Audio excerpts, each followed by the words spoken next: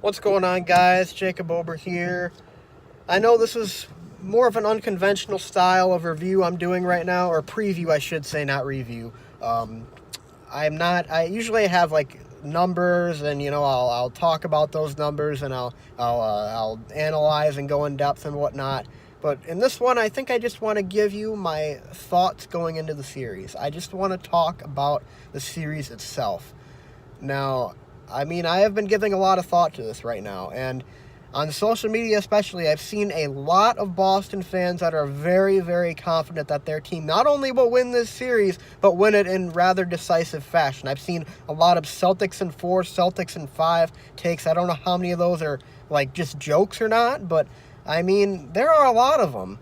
So, if this is the general consensus amongst Boston fans, then they are going to be in for quite the rude awakening.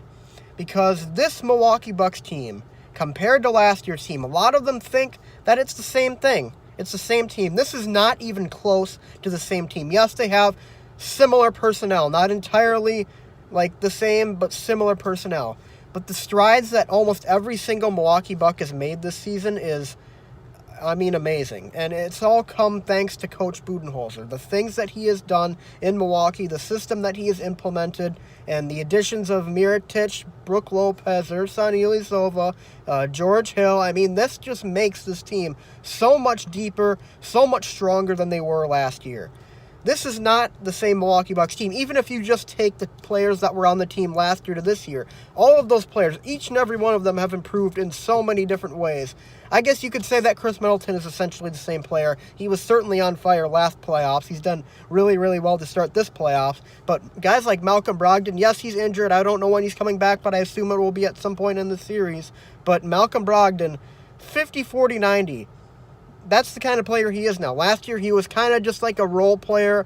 This year, he's a critical part of the rotation right now. And even without him, the Bucks are still dominating teams. So imagine how good they're going to be when they get him back. Then you look at a guy like Eric Bledsoe. Yeah, Boston fans think they're so funny with their Drew Bledsoe thing. Yeah, right, man. Eric Bledsoe is so much better than he was last year. He is so much more mentally with it right now, especially in terms of the game and the flow of the game. Last year, he had kind of this hero ball mentality he plays. This year, he knows his role, he knows what he has to do, and he has excelled completely in that role. And that's why the Bucks signed him to a 4-year, $70 million extension, because of just how well he has played his role. And then you get to Giannis. Giannis is, as crazy as it sounds, he's a lot better than he was last year, and that's why he's the MVP this year. He is so much better at finding his teammates, setting up his teammates within the system, and getting inside. It's ridiculous. The Boston fans that think this series is going to be a Boston sweep or a Boston in 5, they don't know what they're talking about. They really do not know what they're talking about. So, getting to the matchups of the series, though, talking about the series itself, honestly, I'm looking at this and I'm having a hard time finding where exactly, Boston is going to have an advantage in this series. Like, what exactly is it? Maybe in crunch time, but the Bucks have done a really good job, at making sure that games don't come down to the final 2 minutes or so. But even then, you've got Giannis on your side. Yeah, they have Kyrie, who might be the best closer in the game, but even then, it's going to be interesting if one of these games, or maybe multiple of them, come down to the final minutes or so. But, the Bucks have prided themselves, not so much prided themselves, but they've made a living out of, being able to make sure that games don't come down to, the final ticks, It doesn't happen very often. A few of the Boston games have come down to the wire. The first one against Boston in Boston, I think Boston won 120 to 115 or something like that. They hit a record, a franchise record, 24 threes or something like that, just a crazy game, that one. And then the one in Milwaukee back in February, I believe, where Kyrie's buzzer beater went off the rim. But, I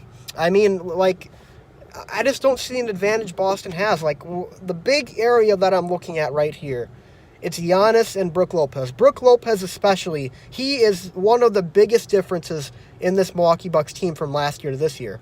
And last year, the Bucks, they had Thon Maker and Tyler Zeller, I mean, that was the Milwaukee Bucks center situation last year. It is so much different this year. So much different. And that makes such a big difference in this series. Because now you have a center that can actually, take Horford off of Giannis. Like, who are you going to play on Giannis if Al Horford has to defend Brook Lopez? And who are you going to play on Brook Lopez if Al Horford has to defend Giannis? Like, I don't see anybody, I mean, I'm hearing, like, Boston fans saying Semi Ojeleye is going to guard Giannis. Yeah, good fucking luck with that, man. I mean, that's not going to happen. And it's night and day from last year. Boston fans are still thinking like this is the same exact Milwaukee Bucks team. It is not even close to what it was last year. Al Horford even said it himself. This is a night and day situation from last year to this year. So, honestly, I like Boston as they're a very good defensive team, and I think they've underachieved this year, and they haven't really had a whole lot of chemistry on their side. I will say that, and that's been a really big problem with them. They don't really seem to gel very well with each other. Of course, they could turn it out at any point, but so far I haven't seen it with them. A lot of Boston fans are talking like Boston has already figured it out. They have not figured it out yet. That sweep against Indiana, it was impressive. It was a great defensive performance, but that's not gelling. I mean, that's Indiana. That's a team that's 16-23 since Oladipo got injured. That is not as impressive as they like to think it is. But, I mean, I'm looking at this series, and Milwaukee's got the advantage in almost every area, and they have the best player on the court. They're going to have the best player on the court for the entirety of the series in Giannis. I mean, I think the Bucks take the first two games. I think they lose one of two in Boston, and I think they win it in Game 5. I will acknowledge the fact, I know a lot of Boston fans who might watch this video are going to say this, I will acknowledge the fact that this time around, in this series versus last year, Boston does have a lot better talent than they did last year. But you could definitely make an argument that last year, this Boston team played a lot more, like, they gelled a lot better with each other. They were just such a good, well-coached team last year. This year, Brad Stevens is still a great coach, but I mean, it doesn't seem to be clicking, and it hasn't clicked all year. Like, at the beginning of the year, I thought that Boston was going to win the East. I thought they were going to win it maybe fairly easily because no LeBron this time around. They've finally got it all worked out. Their young stars are going to make the next leap this year, everything like that. It hasn't happened yet. We have not seen that from Boston yet. They have been wildly inconsistent all year long. So I don't know where this, thing is, where this is coming from that Boston fans think they've figured it out. I mean, it goes back into saying, the talent level on both of these teams is probably fairly equal. Maybe even Boston has an edge, but the coaching and the way that the teams play together, it's Milwaukee's the better, all-around team. Honestly, they play better together. They have their system, and they have Giannis too. And yes, Boston's a great defensive team, but the Greek Freak is a player that is almost non-defensible.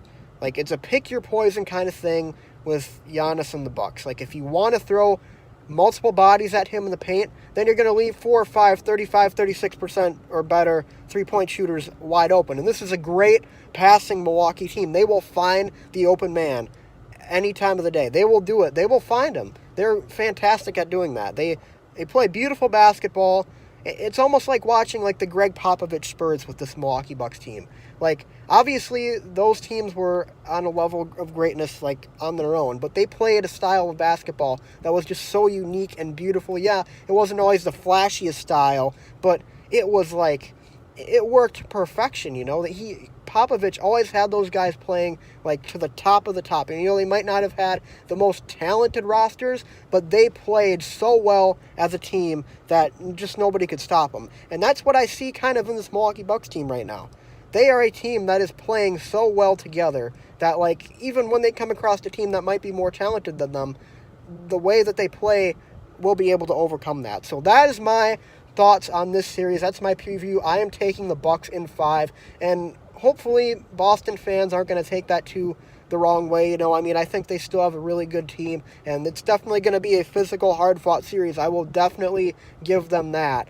and maybe Boston does win 2 in Boston or something. Maybe it does go 6 or maybe even 7. But my prediction right now, I think the Bucks win this series in 5. They're going to close it out at home, and they're going to advance to the Eastern Conference Finals against, I presume, Toronto. Whoever wins that series, I don't know. I think Toronto's the better team, but that's for a different day to talk about. But anyways, guys, though, thanks for watching. If you're a Boston fan and you're on this, you can disagree with me all you want. Leave a comment in the comment section down below. But, I mean, just keep it civil, all right? But anyways, guys, though, I'd love to hear from you. Who do you think's going to win this series, and how many games do you think they're going to win this series? Leave a comment in the comment section below. Be sure to leave a like and subscribe, and I'll see you guys next time. Fear the deer.